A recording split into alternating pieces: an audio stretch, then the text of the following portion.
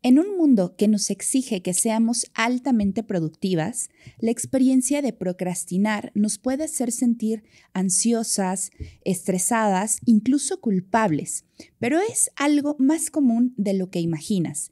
En el episodio de hoy te voy a compartir algunas de las razones frecuentes que nos llevan a ser procrastinadoras en serie y te voy a guiar a través de algunos caminos que te van a ayudar a evitarlo y que al final puedas sentirte tranquila, enfocada y productiva. Si estás lista, comenzamos. Esto es Vivir para Florecer, un podcast para conectar con todo tu potencial, poder y sabiduría interior a través de las herramientas de la psicología positiva, el coaching y los mejores libros. ¿Estás lista? Comenzamos. Como te comenté en la introducción, el día de hoy vamos a hablar de procrastinación. Este es uno de los temas por los que más me consultan en sesiones individuales, porque genera una reacción emocional intensa. Normalmente nos hacemos sentir, y digo nos hacemos porque casi nadie se da cuenta de esta experiencia interna que podemos tener cuando se nos van acumulando cosas por hacer. Y al final, ya cuando tienes una fecha de entrega muy corta, es como si vieras una lista interminable de cosas y no sabes en qué momento pasó. O terminas haciéndolo en la noche o terminas haciéndolo con mucha presión y no se trata de eso la vida. En este episodio no te voy a contar cómo ser más productiva, sino cómo ser más ordenada, porque sabemos que la procrastinación tiene diferentes causas. Una de ellas, y creo que la más importante, es las personas que tendemos a ser perfeccionistas, tendemos muchísimo a procrastinar hasta que no tengamos el último paper leído, hasta que no terminemos de investigar, hasta que no tengamos la última certificación, hasta que no hayamos recuperado toda la información que necesitamos para un determinado proyecto. Esto pasa muchísimo y tiene que ver con la experiencia interna de insuficiencia y de que falta algo o te falta algo para poder presentar, hacer, sacar a la luz, lanzar o presentar aquel proyecto que estás teniendo en mente. Esto es sumamente común.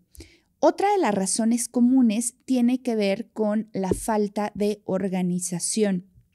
Hoy en día, con redes sociales y con el entorno cada vez más dinámico a nivel laboral, es muy fácil decir que sí a todo. No nos queremos perder nada de lo que pasa, ninguna entrevista, ninguna reunión, y además queremos salir con los amigos, ser como altamente productivas. Y es un tema preocupante porque en la sociedad se celebra, incluso es una especie de reconocimiento o de estatus a una persona que tiene la agenda súper saturada. Y dime si no. Hace tiempo yo compartí en redes sociales cómo estaban mis agendas semanales y dejé de hacerlo porque una de las preguntas que me hacían era, Jam, ¿cómo es que tienes todo tan estructurado y cómo es que puedes hacer tantas cosas? Te admiro por hacer tantas cosas. Me di cuenta que no estaba comunicando el mensaje correcto, porque no está bien tener una agenda tan saturada. En ocasiones hay periodos en la vida en donde tienes que hacerlo y está perfectamente bien, pero no debe ser la norma y no debe ser algo que alabemos, porque todos tenemos un tiempo limitado, una energía limitada y un enfoque limitado que es parte de lo que vamos a hablar hoy. Hablando justamente de el enfoque, la atención mental, el poder de concentración, incluso el poder de estar motivadas en algo que nos importa, es muy limitado. Puede ser que te despiertes a las 7 de la mañana. Empiezas a tomar decisiones, como qué ponerte, qué desayunar, empiezas a contestar mails y empiezas a tomar decisiones. Y es como si la batería de la motivación y la batería del enfoque que tienes se va haciendo cada vez más chiquito. y ya como por ahí de la 1 de la tarde ya tomaste tantas decisiones y ya utilizaste tanto tu fuerza de voluntad y tu enfoque que va mermando completamente ya el resto de decisiones que puedes tomar. Esto es alguna de las causas, digamos, más comunes. La falta de organización, el querer hacerlo perfecto. Y una tercera causa que considero que es muy importante son las distracciones. Tenemos el teléfono todo el tiempo a nuestro alcance y a mí me sorprende cómo hay personas que ya están acostumbradas, personas incluyendo a gente cercana, ¿eh? Tengo un esposo que todo el tiempo le suena el celular porque tiene mucha responsabilidad, entonces todo el tiempo lo están buscando, todo el tiempo está vibrando, todo el tiempo regresa, le llegan mensajes y esto es un nivel de estrés constante porque nos hace revisar el teléfono todo el tiempo, compulsivamente. De hecho, hay estudios que nos hablan de que revisamos el teléfono miles de veces en un día. Algo que te sugiero aquí que es muy importante es cuando vas a leer, cuando vas a trabajar en un proyecto en específico, la mejor forma de evitar distracciones es literalmente agarras tu teléfono, abres un cajón, metes tu teléfono, lo pones en silencio e intentas alejarlo completamente de tu campo visual o de tu mesa de trabajo, porque incluso aunque no tengas notificaciones, si tú tienes el teléfono a la vista, inevitablemente tu cerebro te va a decir, revísalo. El famoso FOMO, ¿no? Que es este miedo a querer perdernos algo, nos hace todo el tiempo compulsivamente estar queriendo entrar a redes sociales para ver cómo le fue al último post, ver si nos mandaron un correo electrónico, en fin, lo mejor es lo agarras, lo quitas, desaparece del campo visual. También hay gente que me dice, oye, Jam, ¿y si puedo aprender o si puedo estudiar con música o sin música? ¿Qué recomiendas? Bueno, la música, si no tiene letra, es buena para el cerebro porque te da un nivel de distracción que permite ir de un estado enfocado a un modo difuso. En nuestra mente trabajamos en esos dos estados permanentemente. Un modo enfocado es aquel que implica que toda tu atención y todos tus recursos cognitivos están en una tarea en específica. El modo difuso es cuando te relajas, cuando vas por un vaso con agua, cuando platicas con alguien, cuando tu mente está abierta a el entorno. Por ejemplo, cuando sales a caminar. Ambos modos son sumamente importantes porque en el modo difuso lo que sucede es que el trabajo que haces en el modo enfocado se integra. Es como si pasaras la información de una USB a un disco duro o a la memoria de la computadora. Necesitamos cierto tiempo para que esa información se ordene, se integre y la podamos recordar a largo plazo. Entonces, cuando estudiamos o trabajamos con música, y aquí el secreto es que debe ser música preferentemente sin letra, música tranquila. Si eres como yo y te encanta el rock y vas a ponerte a trabajar con música de alta activación, es probable que te distraigas mucho más.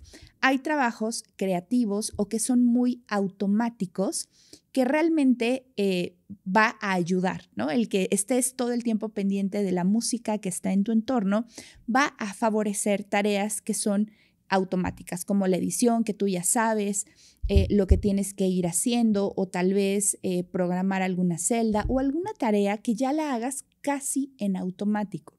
Pero si lo que quieres es aprender o requieres traer alguna solución o ser muy, o sea, estar como muy enfocada, realmente lo mejor es que sea o sin música o con ruido ambiental. O incluso hay personas que sugieren el ruido blanco, que es un ruido a una frecuencia muy específica. Bueno, hay evidencia de que te ayuda a concentrarte. Esto es un primer tip. Y luego, mi mayor consejo es que puedas conocerte y que puedas honrar el momento ideal de tu día, de tu mes y también a nivel biológico, el tipo de persona que eres. Entonces, vamos a empezar a desmenuzar esta parte.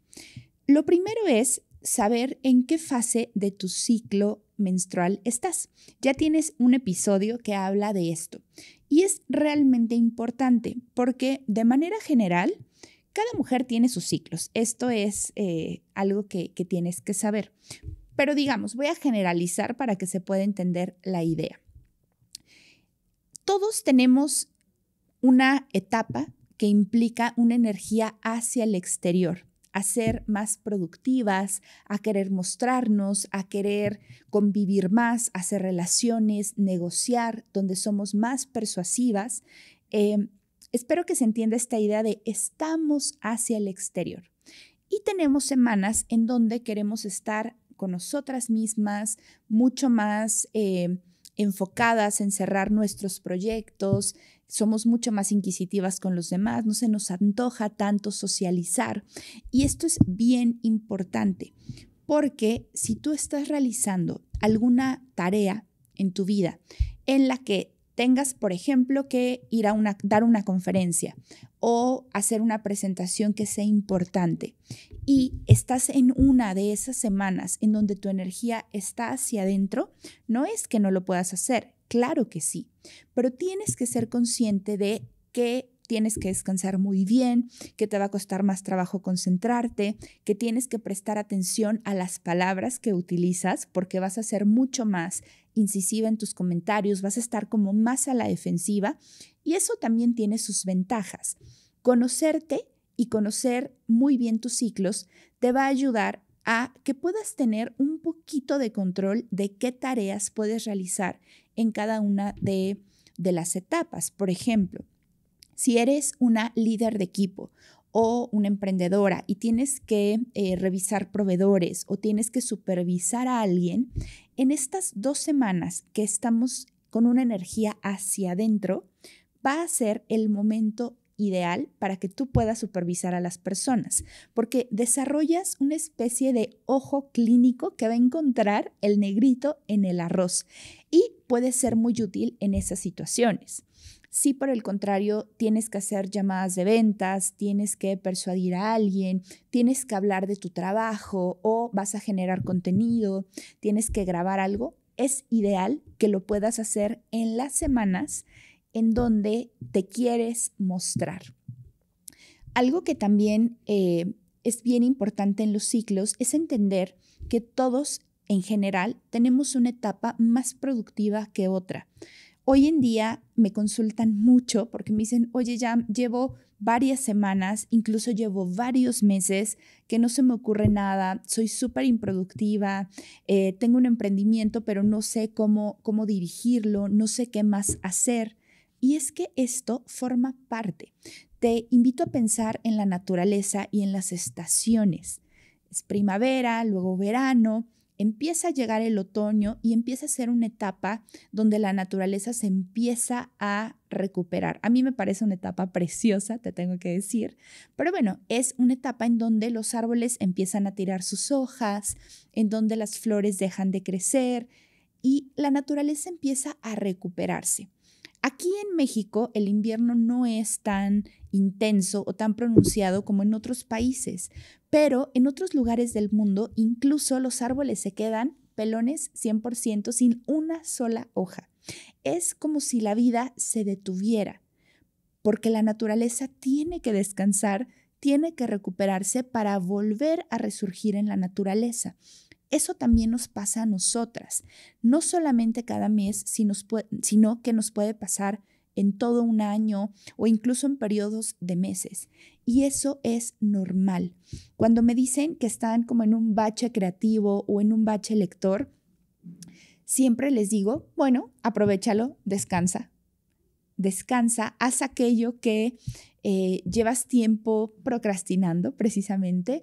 Sal a caminar, exponte a nuevo conocimiento, ve a galerías de arte, lee algo nuevo, platica con gente diferente. El exponernos a situaciones que salen de digamos, de nuestras tareas cotidianas, es algo que va a abrir nuestra mente y que nos va a predisponer a nuevo contenido. Sobre todo cuando no lo haces con la intención de aprender forzosamente algo nuevo o de sacar ideas, sino de pasarla bien. Muchas veces estamos en un nivel de ansiedad y de estrés tan elevado que simplemente no podemos abrir nuestra mente, entrar a esta fase de pensamiento difuso que nos va a ayudar mucho a generar nuevas ideas.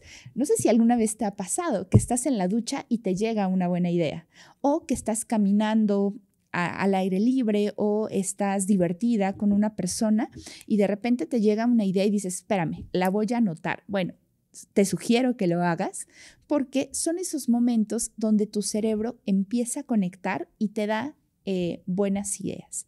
Entonces, ahí tenemos un segundo tip. Conoce tus ciclos. Tercer camino para evitar la procrastinación. Conoce cuál es tu ciclo circadiano. Esto es, todos tenemos un reloj biológico. No sé si tú lo sabías, pero es probable que lo hayas observado en tu vida. Hay personas que son naturalmente muy diurnas. Hay personas que naturalmente somos muy nocturnas y hay personas que tienen un ciclo intermedio, ¿no? Más normales. Hay algunos autores que les llaman alondras, como los pajaritos aquí que son muy comunes en México, que empiezan a cantar muy tempranito. Personas que somos búhos, evidentemente, porque estamos en la noche, y personas que son colibríes. La mejor forma que tienes de descubrirlo es preguntándote un sábado, si no tuvieras responsabilidades, que atender a nadie, ir al trabajo, si no tuvieras absolutamente nada que hacer, ¿a qué hora te despertarías? Y también te preguntaría, ¿a qué hora te irías a dormir? Con base en eso vas a poder tener alguna especie de referencia. Pero lo mejor que puedes hacer es llevar una bitácora a lo largo de varios días.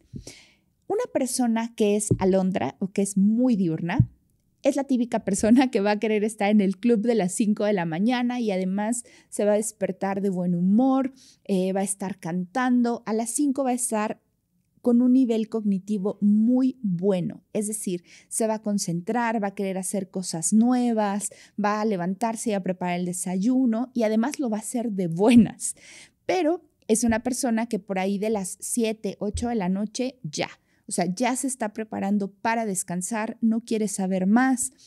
Por ahí de la 1 tiene que hacer una pausa para poder recuperarse porque empiezan su día muy temprano. Las personas que somos búhos o nocturnas, empezamos nuestro día con un poco de dificultad. A lo mejor por tus responsabilidades te levantas un poquito antes, pero si pudieras, te levantarías 9, 10 de la mañana. No eres una persona amable ni tienes buen humor hasta pasado el mediodía. Y el tope de tus capacidades mentales empieza por la tarde, es decir, 4 o 5 de la tarde es cuando más energía tienes, cuando mentalmente más aprendes, más te concentras, más resolutiva eres. Y es una persona que se va a dormir casi siempre 12, 1:30, 2 de la mañana, porque pues es una hora ideal para esas personas. Y un tercer ciclo circadiano es un ciclo intermedio. Es una persona que va a empezar el día no a las 5 de la mañana, tal vez lo va a empezar a las 7, 8 de la mañana. Se va a adaptar a sus actividades del día a día y por ahí de las 10, 11 de la noche ya se va a sentir cansado y se va a dormir. Es decir, es un ciclo intermedio. Básicamente es el modelo o es, digamos, el horario que más se adapta a las condiciones de trabajo, de escolares y demás. Esto es bien importante que lo sepas.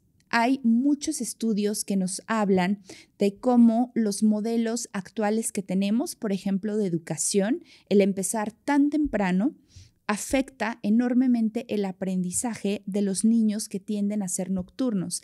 De hecho, por naturaleza, todos los niños y adolescentes son búhos. pueden dormirse muy, muy tarde si no los regulas y no los llevas a que tengan cierto orden en sus rutinas. Los adolescentes, ni te digo, necesitan dormir mucho más, van a querer estar en la cama todo el tiempo y no es que sean como flojos o algo por el estilo, es que su cerebro lo necesita. Es una etapa en donde tienen que dormir muchísimo más. Cuando tú conoces cuál es tu ciclo, en la medida de tus posibilidades, porque yo sé que no todos los trabajos se adaptan, incluso yo misma lo he vivido. Mi trabajo me demanda estar muy activa por la mañana y es una hora en la que soy muy poco productiva. Mi mente no está tan bien. Lo que yo hago es equilibrar. Todas las tardes es donde tengo sesiones individuales, es donde doy conferencias, es donde preparo talleres, porque yo sé que mi mente está en el mejor momento para hacerlo. Esto te puede dar mucha libertad. Tal vez no al 100% vas a poder ajustar tu agenda, pero si eres una de las personas afortunadas que puede gestionar su agenda al 100%, te va a ayudar muchísimo el que puedas poner una lista de tareas importantes a la hora que mejor te quede. Una última técnica que te puede ayudar muchísimo a enfocarte y ser más productiva es lo que se conoce como la técnica Pomodoro. Un pomodoro es un tomate, de hecho es un artefacto que se utiliza como timer para medir qué tiempo tienes que dejar en cocción los alimentos. Surge de ahí, de la cocina, por así decirlo, y es una técnica japonesa que intercala periodos de enfoque y periodos de distracción. Es altamente eficaz por lo que te contaba en un inicio del capítulo, que vamos de un modo enfocado a un modo difuso en nuestra mente. El cerebro se cansa y de hecho la distracción es un mecanismo de defensa natural que tiene nuestro cerebro para decirnos, hey, tienes que descansar. Si no descansas y si no te desconectas, no vas a poder seguir siendo enfocada. El pomodoro clásico son periodos de 25 minutos de actividad por 5 minutos de descanso, por un nuevo pomodoro de actividad y así hasta que son 4 pomodoros. Es decir, más o menos 50 minutos, 100 minutos de actividad y luego te pide que hagas un descanso y un pomodoro, más bien un descanso tal cual, un poco más largo, como de media hora. Precisamente el día de ayer leía una investigación reciente que nos dice que da mejor resultado hacer un trabajo enfocado de 52 minutos por 17 minutos de descanso. Desde mi experiencia funciona más. De hecho, me llama la atención porque son periodos de trabajo un poco más largos.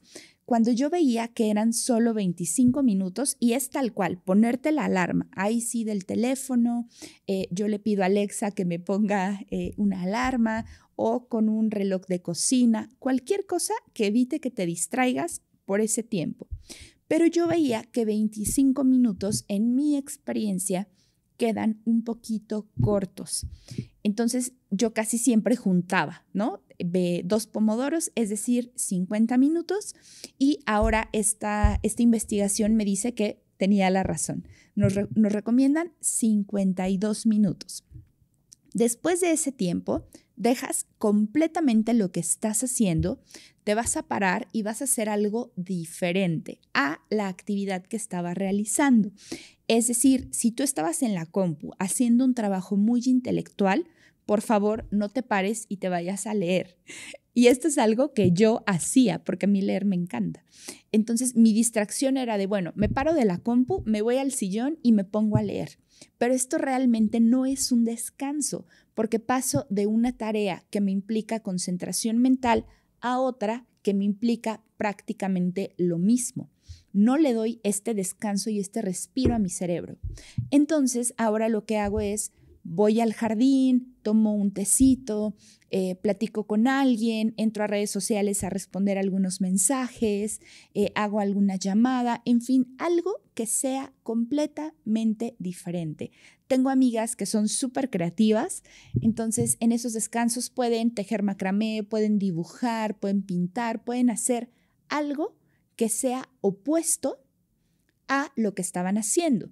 Si eres una persona creativa que, por ejemplo, estaba pintando o estaba tejiendo algo, bueno, pues entonces sí, tu pomodoro de descanso podría ser tomar un buen libro y concentrarte por un periodo de 17 minutos.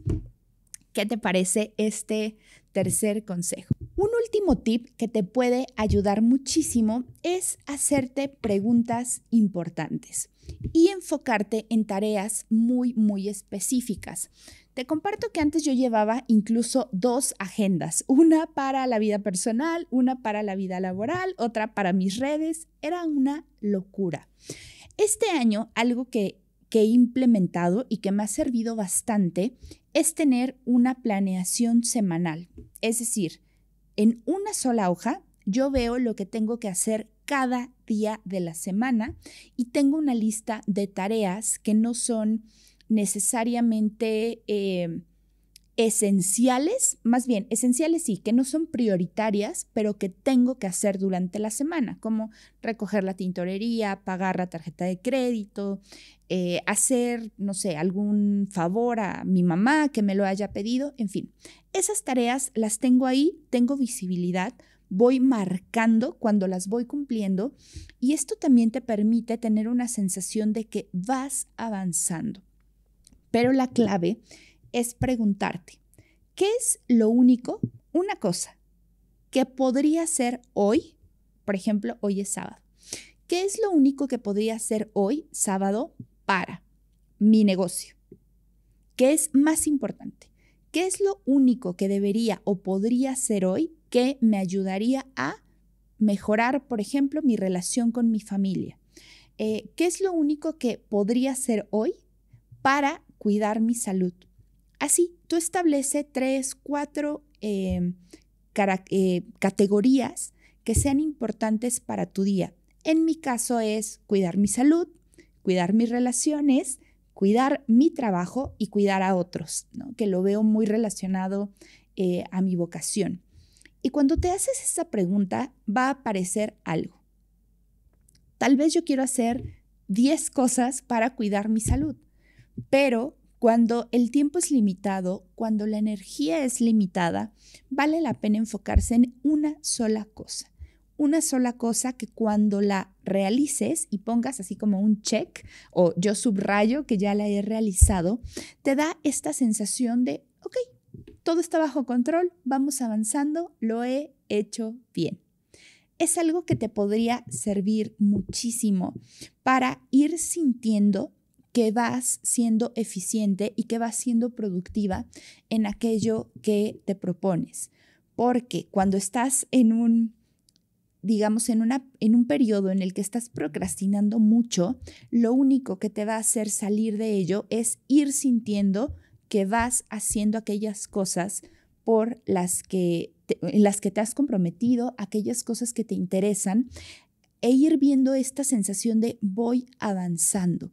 Es muy importante que tengas anotadas todas las cosas que haces, porque algo que también pasa mucho es que si utilizas alguna agenda, por ejemplo, la de Google o alguna agenda en físico, tendemos solamente a poner las reuniones o las tareas más grandes, más importantes, y dejamos de anotar todas aquellas cosas que nos consumen tiempo, que nos consumen energía y pasan desapercibidas. Y es como si termináramos un día, tú vieras tu agenda y dices, pero es que no hice nada, qué improductiva fui. Por el contrario, si tú anotas cada cosa que hiciste, labores de casa, favores a alguien, pequeñas tareas administrativas o aquellas cositas que sin que te dieras cuenta habías estado haciendo, te prometo que te vas a sorprender. Normalmente no nos sentimos productivas cuando no tenemos una estructura, un orden, no estamos enfocadas en hacer cosas importantes y dejamos lo prioritario, lo más importante, por hacer lo urgente, lo que ya nos come el tiempo para entregar, lo que hemos dejado, digamos, hasta el último momento. Y esto, como te he dicho, genera mucho estrés. Finalmente te diré algo. La clave para dejar de procrastinar también es bajarle a la autoexigencia. El querer hacer todo perfecto, el querer ser buena en todos los roles de tu vida, en tener todo en equilibrio, enfoque. Y te lo dice una persona cuya fortaleza principal es el enfoque. Es de hecho mi tercera fortaleza principal. Soy mega enfocada y por eso puedo hacer muchas cosas.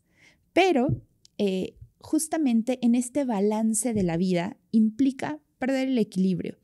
Y el reto creo que es dejar de hacer tantas cosas, no ver cómo acomodas tu agenda, tu vida y tu tiempo para hacer más, sino cómo puedes ir quitando tareas que no suman con tu esencia, que no suman a tus proyectos, que realmente no son tan importantes ni encuentras tanto gozo en realizarlas, e ir quitando. Cuando me preguntan, oye, Jam, ¿cómo puedo hacer para hacer más? Siempre devuelvo la pregunta y les digo, ¿cómo puedes hacer para hacer menos? Así que hasta aquí este primer episodio. Espero que te haya gustado muchísimo, que te sirva, que te ayude a sentirte más en control, más en enfoque de lo que quieres hacer. Y como cada episodio, te voy a recomendar libros que te van a ayudar a dejar de procrastinar. El primer libro es No tengo por qué hacerlo todo yo, de Kate Nordstrom.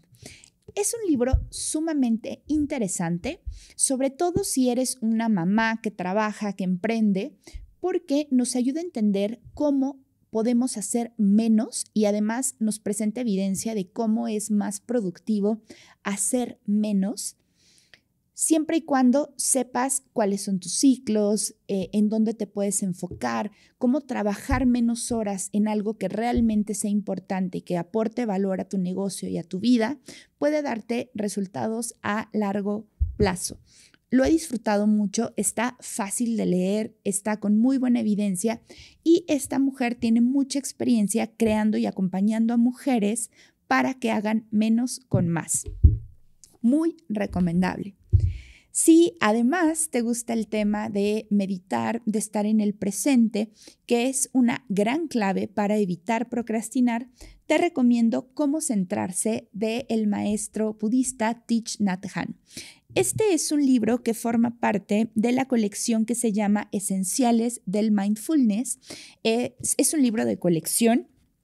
Espero que la cámara logre captarlo, pero es una edición preciosa, ilustrada. Es un libro aparentemente breve, pero la calidad de contenido que nos ofrece es muy, muy buena. Aquí, desde el mindfulness, nos va a ayudar a saber cómo estar en el presente, cómo centrarnos en lo que nos importa y cómo disfrutar del momento. Este está editado por Editorial Kairos y toda esta colección te la recomiendo muchísimo. Acá tienes esta opción. Precisamente hablando de preguntas, para mí un libro ideal es Solo una cosa de Gary Keller.